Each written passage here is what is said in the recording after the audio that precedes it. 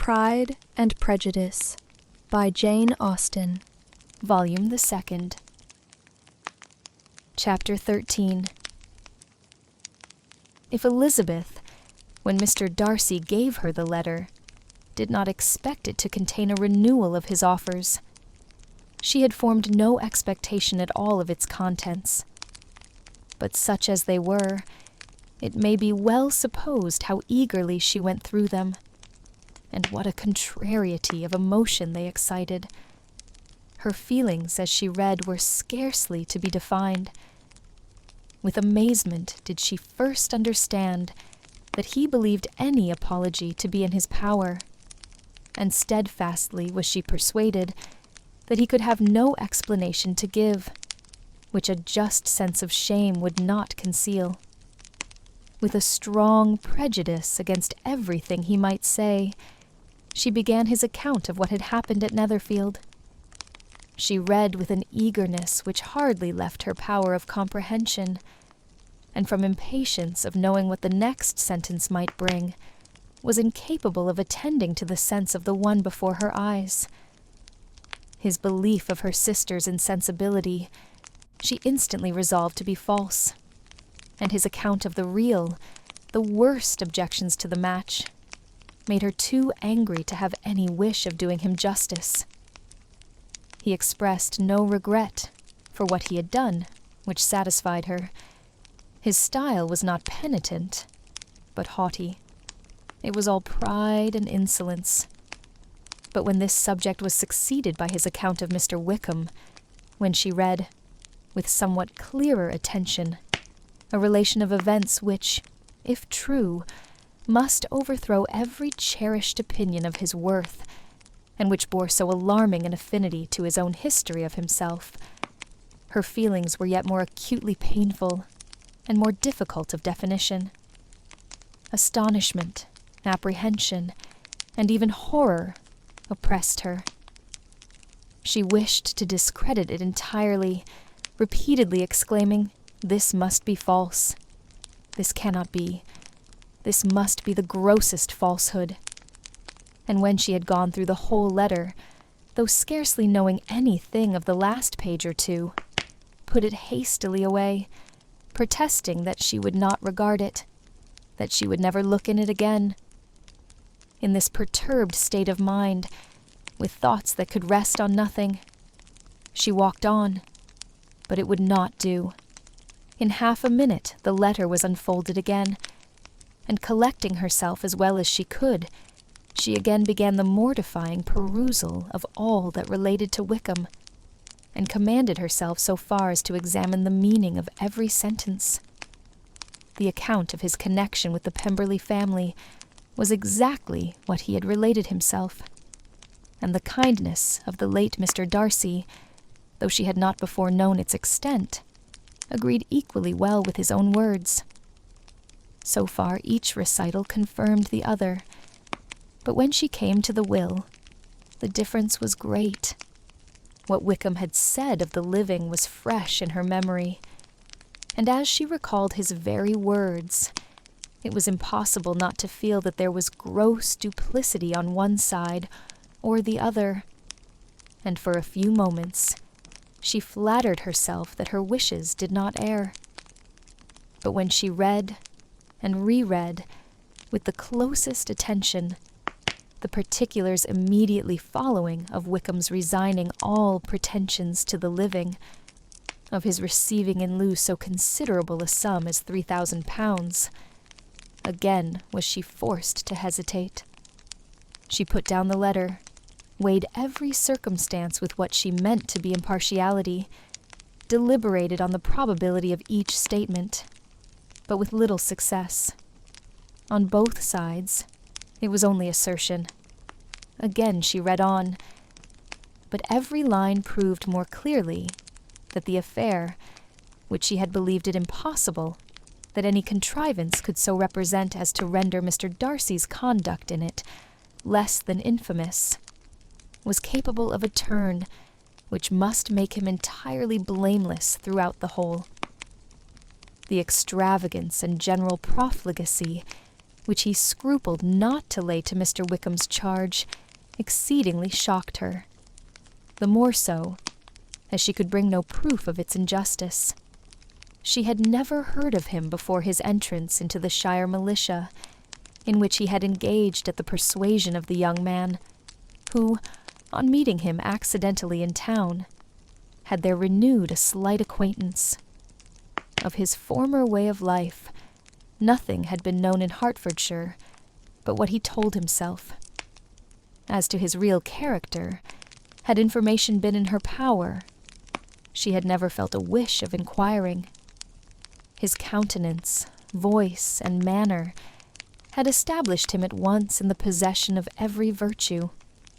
She tried to recollect some instance of goodness, some distinguished trait of integrity or benevolence that might rescue him from the attacks of Mr. Darcy, or at least, by the predominance of virtue, atone for those casual errors under which she would endeavor to class what Mr. Darcy had described as the idleness and vice of many years' continuance. But no such recollection befriended her. She could see him instantly before her, in every charm of air and address. But she could remember no more substantial good than the general approbation of the neighborhood and the regard which his social powers had gained him in the mess. After pausing on this point a considerable while, she once more continued to read. But, alas, the story which followed of his designs on Miss Darcy received some confirmation from what had passed between Colonel Fitzwilliam and herself only the morning before, and at last she was referred for the truth of every particular to Colonel Fitzwilliam himself, from whom she had previously received the information of his near concern in all his cousin's affairs, and whose character she had no reason to question. At one time, she had almost resolved on applying to him, but the idea was checked by the awkwardness of the application, and at length wholly banished by the conviction that Mr. Darcy would never have hazarded such a proposal, if he had not been well assured of his cousin's corroboration. She perfectly remembered everything that had passed in conversation between Wickham and herself in their first evening at Mr. Phillips's. Many of his expressions were still fresh in her memory. She was now struck with the impropriety of such communications to a stranger, and wondered it had escaped her before. She saw the indelicacy of putting himself forward, as he had done, and the inconsistency of his professions with his conduct. She remembered that he had boasted of having no fear of seeing Mr. Darcy, that Mr. Darcy might leave the country, but that he should stand his ground. Yet he had avoided the Netherfield ball the very next week. She remembered also that till the Netherfield family had quitted the country, he had told his story to no one but herself, but that after their removal it had been everywhere discussed, that he had then no reserves, no scruples in sinking Mr. Darcy's character, though he had assured her that respect for the father would always prevent his exposing the son. How differently did everything now appear in which he was concerned. His attentions to Miss King were now the consequence of views solely and hatefully mercenary, and the mediocrity of her fortune proved no longer the moderation of his wishes, but his eagerness to grasp at anything. His behavior to herself could now have had no tolerable motive. He had either been deceived with regard to her fortune, or had been gratifying his vanity by encouraging the preference which she believed she had most incautiously shown. Every lingering struggle in his favor grew fainter, and in further justification of Mr. Darcy, she could not but allow that Mr. Bingley, when questioned by Jane, had long ago asserted his blamelessness in the affair.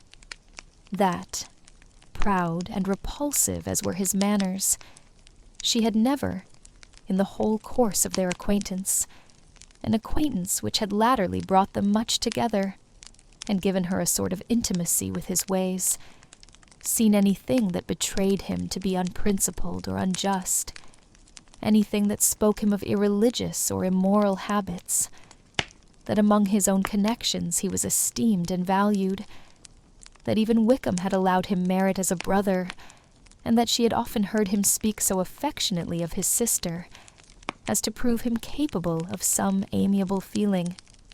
That had his actions been what Wickham represented them.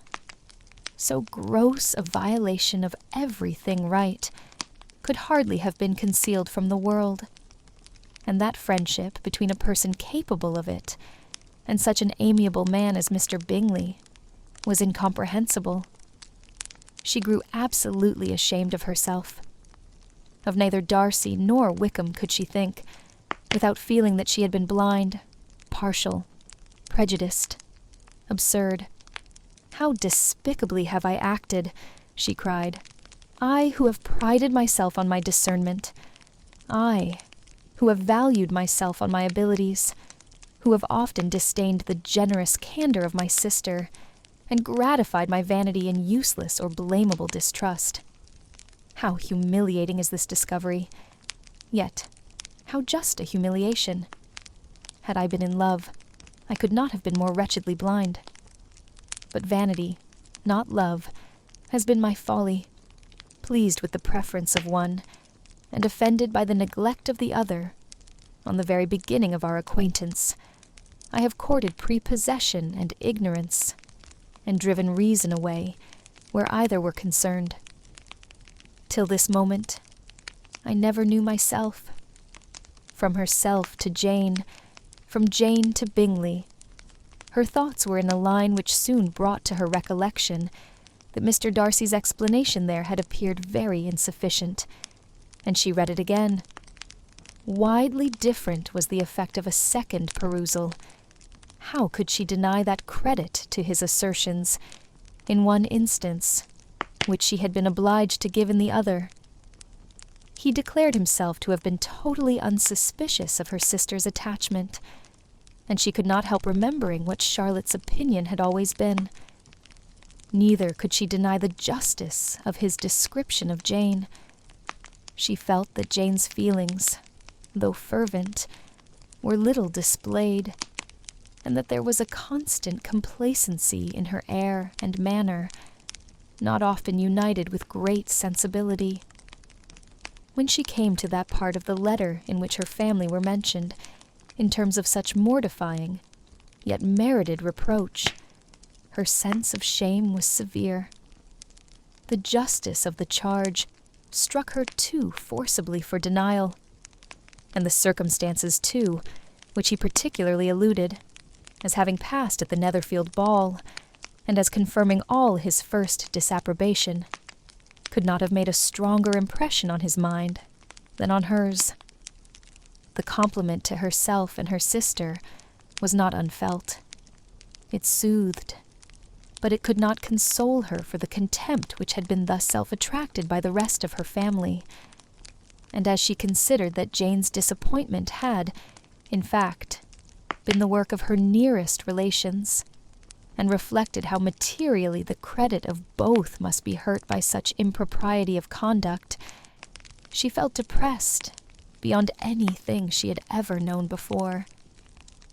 After wandering along the lane for 2 hours, giving way to every variety of thought, reconsidering events, determining probabilities, and reconciling herself, as well as she could to a change so sudden and so important, fatigue, and a recollection of her long absence, made her at length return home. And she entered the house with the wish of appearing cheerful as usual, and the resolution of repressing such reflections as must make her unfit for conversation. She was immediately told that the 2 gentlemen from Rosings had each called during her absence. Mr. Darcy, only for a few minutes, to take leave, but that Colonel Fitzwilliam had been sitting with them at least an hour, hoping for her return, and almost resolving to walk after her till she could be found. Elizabeth could but just affect concern in missing him. She really rejoiced at it. Colonel Fitzwilliam was no longer an object. She could think only of her letter. Chapter 14. The two gentlemen left Rosings the next morning, and Mr. Collins, having been in waiting near the lodges to make them his parting obeisance, was able to bring home the pleasing intelligence of their appearing in very good health and in as tolerable spirits as could be expected after the melancholy scenes so lately gone through at Rosings. To Rosings he then hastened to console Lady Catherine and her daughter, and on his return brought back, with great satisfaction, a message from her ladyship, importing that she felt herself so dull as to make her very desirous of having them all to dine with her. Elizabeth could not see Lady Catherine without recollecting that, had she chosen it, she might by this time have been presented to her as her future niece, nor could she think, without a smile, of what her ladyship's indignation would have been. What would she have said? How would she have behaved? Were questions with which she amused herself. Their first subject was the diminution of the Rosings party.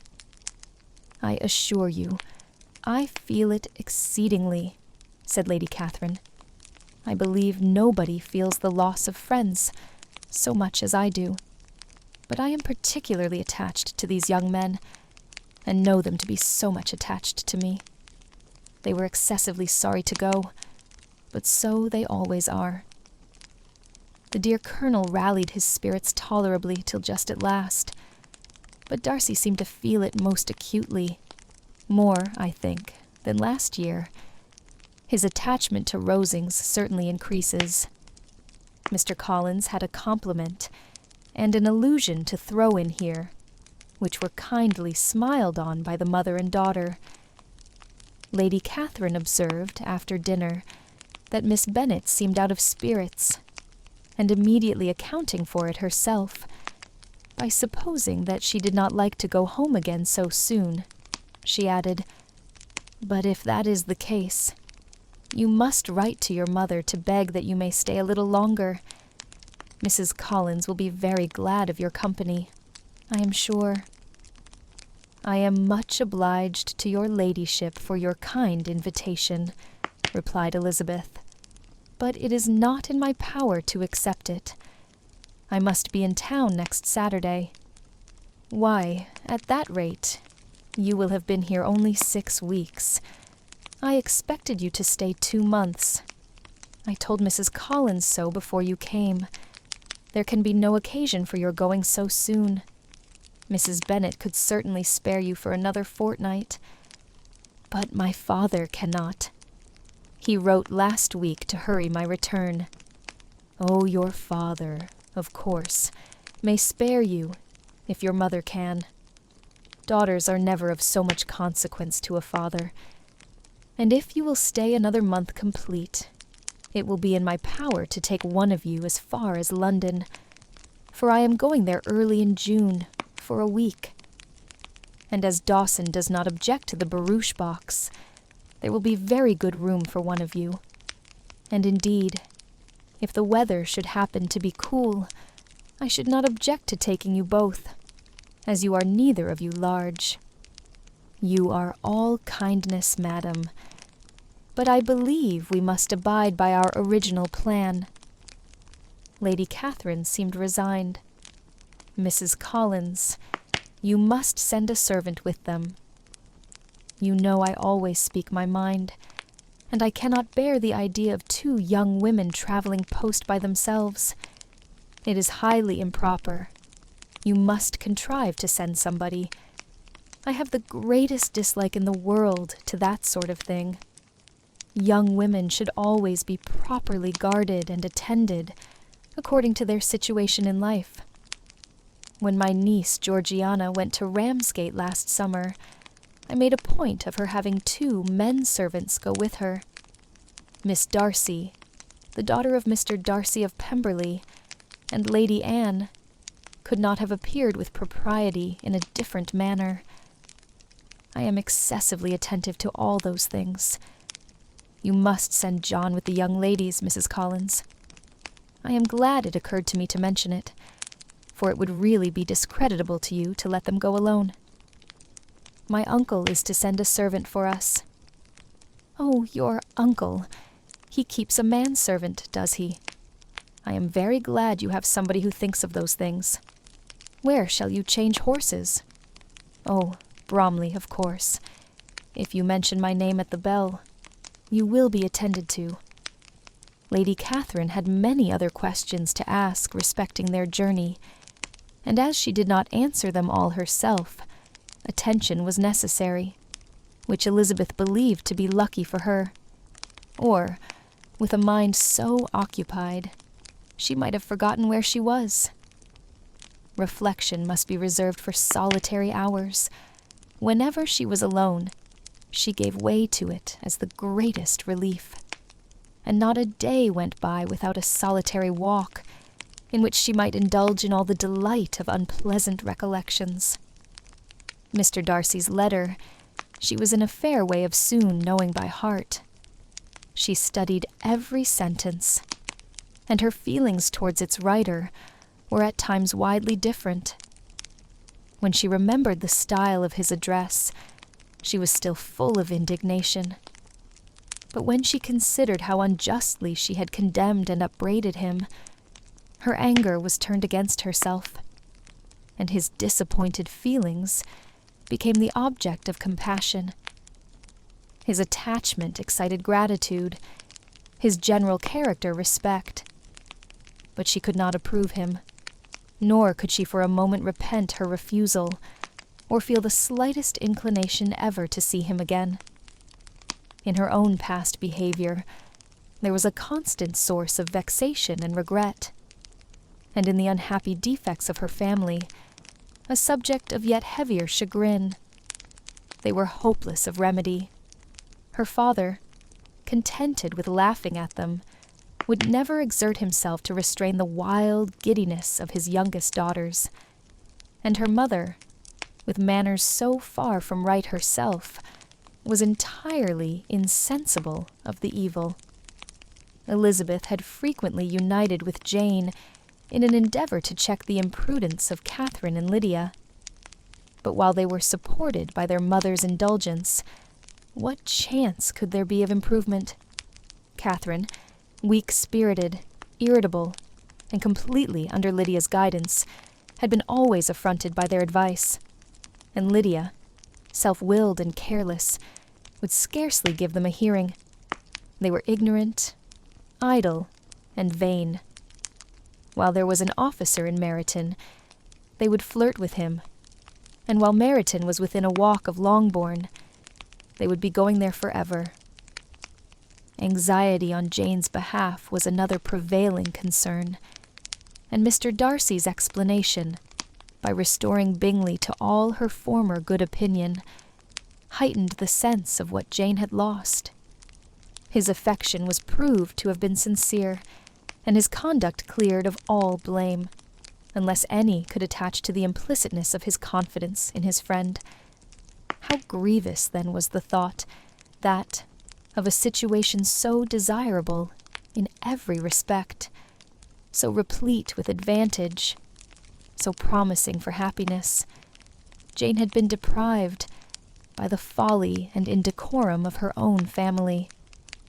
When to these recollections was added the development of Wickham's character, it may be easily believed that the happy spirits which had seldom been depressed before were now so much affected as to make it almost impossible for her to appear tolerably cheerful. Their engagements at Rosings were as frequent during the last week of her stay as they had been at first. The very last evening was spent there, and her ladyship again inquired minutely into the particulars of their journey, gave them directions as to the best method of packing, and was so urgent on the necessity of placing gowns in the only right way that Maria thought herself obliged, on her return, to undo all the work of the morning and pack her trunk afresh. When they parted, Lady Catherine, with great condescension, wished them a good journey and invited them to come to Hunsford again next year. And Miss de Bourgh exerted herself so far as to courtesy and hold out her hand to both. Chapter 15.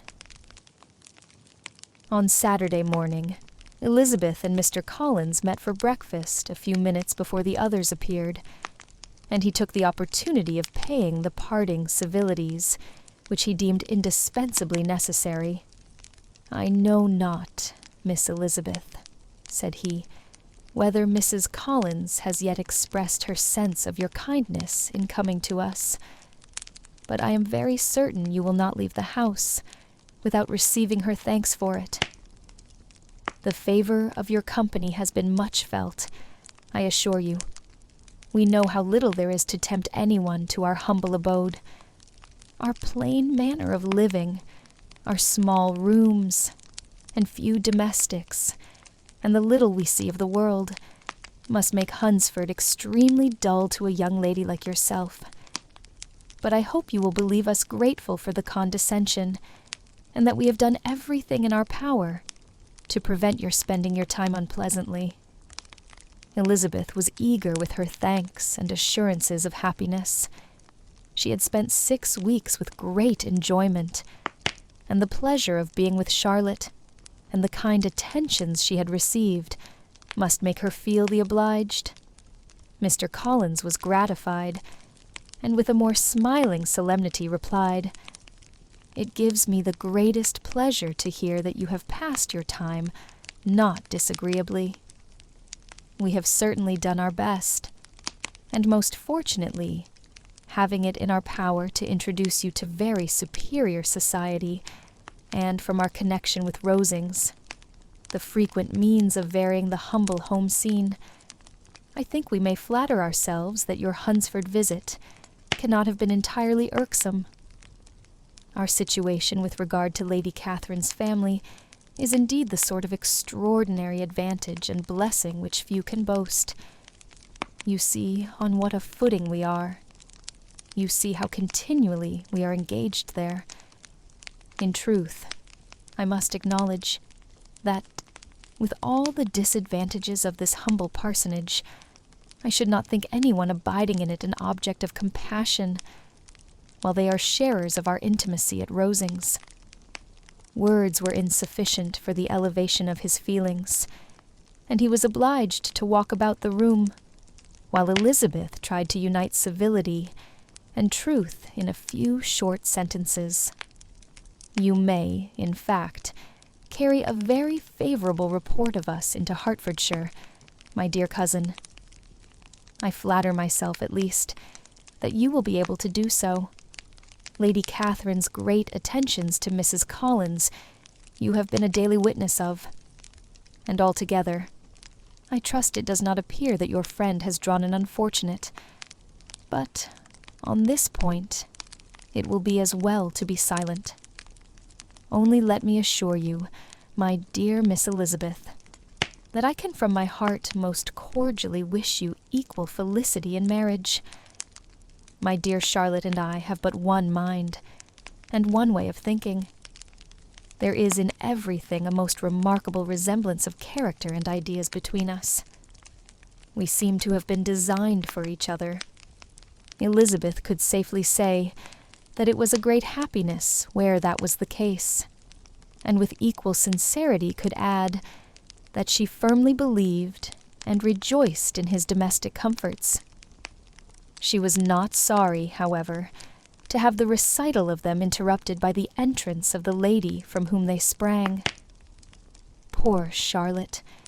It was melancholy to leave her to such society, but she had chosen it with her eyes open, and though evidently regretting that her visitors were to go, she did not seem to ask for compassion. Her home and her housekeeping, her parish and her poultry, and all their dependent concerns, had not yet lost their charms. At length the chaise arrived. The trunks were fastened on, the parcels placed within, and it was pronounced to be ready. After an affectionate parting between the friends, Elizabeth was attended to the carriage by Mr. Collins, and as they walked down the garden, he was commissioning her with his best respects to all her family, not forgetting his thanks for the kindness he had received at Longbourn in the winter, and his compliments to Mr. and Mrs. Gardiner, though unknown. He then handed her in. Maria followed, and the door was on the point of being closed, when he suddenly reminded them, with some consternation, that they had hitherto forgotten to leave any message for the ladies of Rosings. But, he added, you will of course wish to have your humble respects delivered to them, with your grateful thanks for their kindness to you while you have been here. Elizabeth made no objection. The door was then allowed to be shut, and the carriage drove off. "Good gracious," cried Maria, after a few minutes' silence. "It seems but a day or two since we first came, and yet how many things have happened." "A great many indeed," said her companion with a sigh. "We have dined 9 times at Rosings, besides drinking tea there twice. How much I shall have to tell," Elizabeth privately added, "and how much I shall have to conceal." Their journey was performed without much conversation, or any alarm, and within 4 hours of their leaving Hunsford, they reached Mr. Gardiner's house, where they were to remain a few days. Jane looked well, and Elizabeth had little opportunity of studying her spirits, amidst the various engagements which the kindness of her aunt had reserved for them. But Jane was to go home with her, and at Longbourn there would be leisure enough for observation. It was not without an effort, meanwhile, that she could wait even for Longbourn, before she told her sister of Mr. Darcy's proposals. To know that she had the power of revealing what would so exceedingly astonish Jane, and must, at the same time, so highly gratify whatever of her own vanity she had not yet been able to reason away, was such a temptation to openness as nothing could have conquered, but the state of indecision in which she remained as to the extent of what she should communicate, and her fear, if she once entered on the subject, of being hurried into repeating something of Bingley, which might only grieve her sister further. Chapter 16. It was the 2nd week in May, in which the 3 young ladies set out together from Gracechurch Street for the town of, in Hertfordshire, and, as they drew near the appointed inn, where Mr. Bennet's carriage was to meet them, they quickly perceived, in token of the coachman's punctuality, both Kitty and Lydia looking out of a dining-room upstairs. These 2 girls had been above an hour in the place, happily employed in visiting an opposite milliner, watching the sentinel on guard, and dressing a salad and cucumber. After welcoming their sisters, they triumphantly displayed a table set out with such cold meat as an inn larder usually affords, exclaiming, "Is not this nice? Is not this an agreeable surprise? And we mean to treat you all," added Lydia, "but you must lend us the money, for we have just spent hours at the shop out there." Then, showing her purchases, "Look here, I have bought this bonnet. I do not think it is very pretty, but I thought I might as well buy it as not. I shall pull it to pieces as soon as I get home, and see if I can make it up any better." And when her sisters abused it as ugly, she added with perfect unconcern, "Oh, but there were 2 or 3 much uglier in the shop, and when I have bought some prettier colored satin to trim it with fresh, I think it will be very tolerable. Besides, It will not much signify what one wears this summer, after the Shire have left Meryton, and they are going in a fortnight." "Are they indeed?" cried Elizabeth, with the greatest satisfaction. "They are going to be encamped near Brighton, and I do so want Papa to take us all there for the summer. It would be such a delicious scheme, and I dare say would hardly cost anything at all. Mamma would like to go too, of all things. Only think what a miserable summer else we shall have." Yes, thought Elizabeth, that would be a delightful scheme indeed, and completely due for us at once. Good heaven! Brighton, and a whole campful of soldiers to us, who have been overset already by one poor regiment of militia, and the monthly balls of Meryton. "Now I have got some news for you," said Lydia, as they sat down to table. "What do you think? It is excellent news, capital news, and about a certain person that we all like." Jane and Elizabeth looked at each other, and the waiter was told that he need not stay. Lydia laughed and said, "Aye, that is just like your formality and discretion. You thought the waiter must not hear, as if he cared. I dare say he often hears worse things said than I am going to say. But he is an ugly fellow. I am glad he is gone. I never saw such a long chin in my life. Well, but now for my news. It is about dear Wickham. Too good for the waiter, is not it? There is no danger of Wickham's marrying Mary King. There's for you. She is gone down to her uncle at Liverpool. Gone to stay. Wickham is safe. And Mary King is safe, added Elizabeth. Safe from a connection imprudent as to fortune. She is a great fool for going away, if she liked him. But I hope there is no strong attachment on either side, said Jane. I am sure there is not on his. I will answer for it.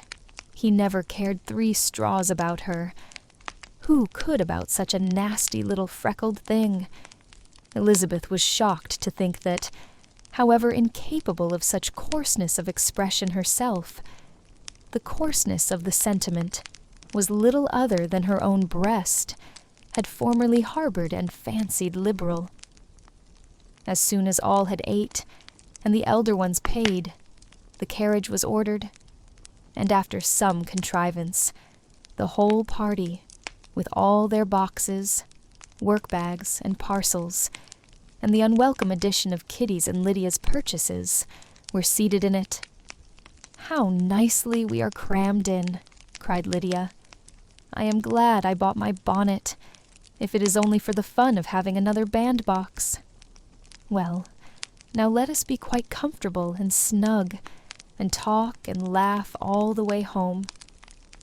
And in the first place, let us hear what has happened to you all, since you went away. Have you seen any pleasant men? Have you had any flirting? I was in great hopes that one of you would have got a husband before you came back. Jane will be quite an old maid soon, I declare. She is almost 23. Lord, how ashamed I should be of not being married before 23. My Aunt Phillips wants you so to get husbands. You can't think. She says Lizzie had better have taken Mr. Collins, but I do not think there would have been any fun in it. Lord, how I should like to be married before any of you, and then I would chaperone you about to all the balls. Dear me, we had such a good piece of fun the other day at Colonel Forster's. Kitty and me were to spend the day there, and Mrs. Forster promised to have a little dance in the evening. By the by, Mrs. Forster and me are such friends. And so she asked the 2 Harringtons to come. But Harriet was ill, and so Pen was forced to come by herself. And then, what do you think we did? We dressed up Chamberlain in woman's clothes, on purpose to pass for a lady. Only think what fun. Not a soul knew of it, but Colonel and Mrs. Forster and Kitty and me. except my aunt, for we were forced to borrow one of her gowns, and you cannot imagine how well he looked. When Denny and Wickham and Pratt and 2 or 3 more of the men came in, they did not know him in the least. Lord, how I laughed, and so did Mrs. Forster. I thought I should have died, and that made the men suspect something, and then they soon found out what was the matter. With such kind of histories of their parties, and good jokes, did Lydia, assisted by Kitty's hints and additions, endeavor to amuse her companions all the way to Longbourn. Elizabeth listened as little as she could, but there was no escaping the frequent mention of Wickham's name. Their reception at home was most kind. Mrs. Bennet rejoiced to see Jane in undiminished beauty, and more than once during dinner did Mr. Bennet say voluntarily to Elizabeth, "I am glad you are come back, Lizzie." Their party in the dining-room was large, for almost all the Lucases came to meet Maria and hear the news, and various were the subjects which occupied them. Lady Lucas was inquiring of Maria, across the table, after the welfare and poultry of her eldest daughter. Mrs. Bennet was doubly engaged, on one hand collecting an account of the present fashions from Jane, who sat some way below her, and on the other, retailing them all to the younger Miss Lucases, and Lydia, in a voice rather louder than any other person's, was enumerating the various pleasures of the morning to any body who would hear her. "Oh, Mary," said she, "I wish you had gone with us, for we had such fun. As we went along, Kitty and me drew up all the blinds, and pretended there was nobody in the coach, and I should have gone so all the way, if Kitty had not been sick. And when we got to the George, I do think we behaved very handsomely, for we treated the other 3 with the nicest cold luncheon in the world, and if you would have gone, we would have treated you too. And then, when we came away, it was such fun. I thought we never should have got into the coach. I was ready to die of laughter, and then we were so merry all the way home. We talked and laughed so loud that any body might have heard us 10 miles off." To this, Mary very gravely replied, "Far be it from me, my dear sister, to depreciate such pleasures. They would doubtless be congenial with the generality of female minds, but I confess they would have no charms for me. I should infinitely prefer a book." But of this answer, Lydia heard not a word. She seldom listened to any body for more than half a minute, and never attended to Mary at all. In the afternoon, Lydia was urgent with the rest of the girls to walk to Meryton, and see how every body went on, but Elizabeth steadily opposed the scheme. It should not be said that the Miss Bennets could not be at home half a day before they were in pursuit of the officers. There was another reason, too, for her opposition. She dreaded seeing Wickham again, and was resolved to avoid it as long as possible.